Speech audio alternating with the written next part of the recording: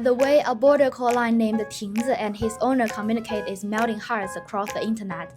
Besides using buttons, the owner asks Tingzi multiple choice questions by assigning each option to a different hand, left for one answer, right for another, and Tingzi responds by tapping with his paw.